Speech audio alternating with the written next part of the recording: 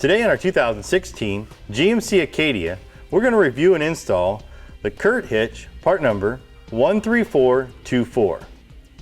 Alright, now here's what our hitch is going to look like once it's installed. The hitch itself is a robust design for this application. It's got a square cross tube and goes into a fully welded construction.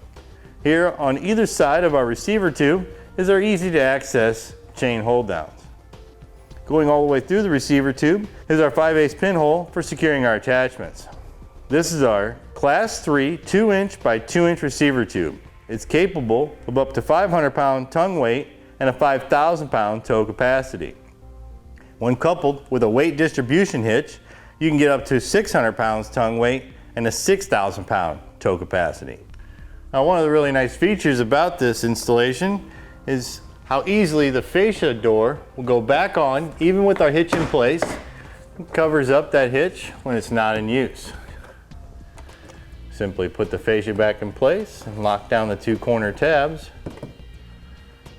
And there our hitch is completely covered and we're ready to head on down the road. Then once we're ready to use our hitch with our trailer or accessory, simply unlock those two corner tabs, pull that fascia door off, and our hitch is there, and we're ready to hook up and head on down the road. Next, I'll give you a couple measurements to assist you in selecting accessories for your new hitch. From the center of the hitch pin hole to the outermost edge of the bumper is 4.5 inches. From the top of the receiver tube opening down to the ground is 18 inches. This will assist you in selecting accessories such as a ball mount, bike rack, or cargo carrier. Now to begin our install, we need to remove the rear fascia panel. To do that, we simply unlock it, one on each corner, then we'll pull it down. It'll release the fasteners here across the top. Next, we need to lower the exhaust. But before we do that, we want to put a safety strap in place to help hold the weight of the exhaust once we remove the hangers. Now we're going to have a total of 3 rubber isolators that need to be removed from the metal hangers. To do that, we'll first spray each one with a spray lubricant. We have one here on the inside of the muffler, one on the outside of the muffler, one forward of the rear axle just behind the front muffler. Now to remove each one of these rubber isolators from the metal hangers, we're going to use a pry bar or pliers just to slide one end off.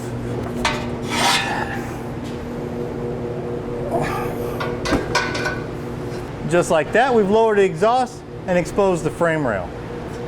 Now we're going to have a total of 6 attachment points, 3 on each side.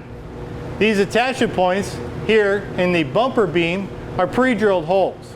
Note, in some applications they can also be weld nuts. You'll have hardware for both options.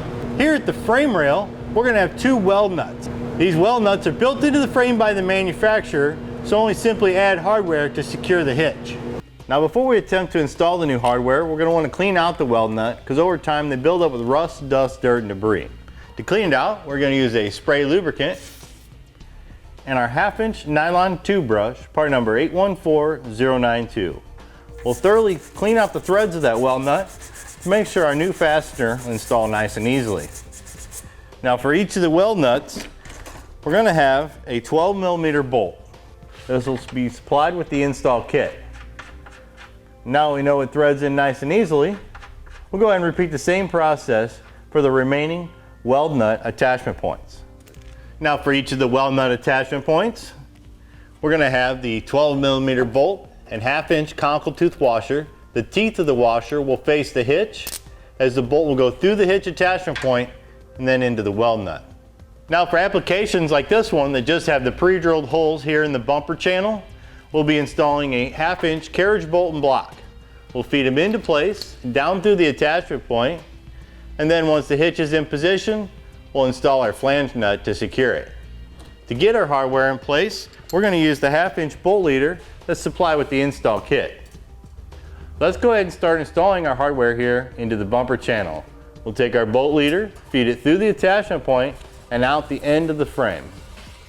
Once we have access to it, we'll go ahead and install the block, sliding it onto the bolt leader, and then we'll take our carriage bolt and thread it into the end. Next, we'll feed them into the bumper channel separately. First the block and then the bolt. Now using the bolt leader, we can pull them into position. The bolt will engage the block. We'll go ahead and leave the pull wire attached. It will assist with getting our hitch up into place without pushing that hardware back up into the bumper channel. Now keep in mind, each process we do here on one side, we get repeated identically on the opposite side, as all of our attachment points and hardware are the same.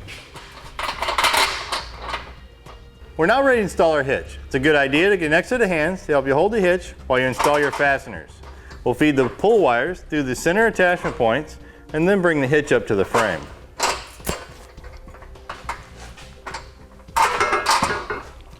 Once we have the hitch up to the frame, we can go and install our bolt into the weld nut, and it'll hold the weight of the hitch. Keep in mind, as we install each fastener, we'll just tighten them down hand tight this time. Now once we have the bolts in place, we'll go ahead and remove the pull wires and install our 2 flange nuts to secure the hardware here at the center.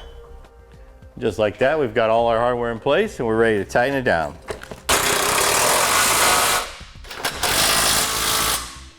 All right, now with all our fasteners tightened down, we'll go ahead and torque the specifications as indicated in instructions.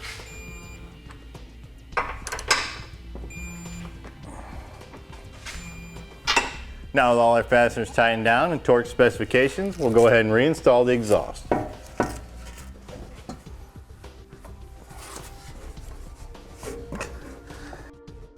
Now once we have the exhaust back in place, we'll go ahead and remove our safety strap. And just like that, our hitch is installed and we're ready to hit the road. And that'll do it for the review and install of our Curt Class 3 2-inch receiver tube hitch, part number 13424, on our 2016 GMC Acadia.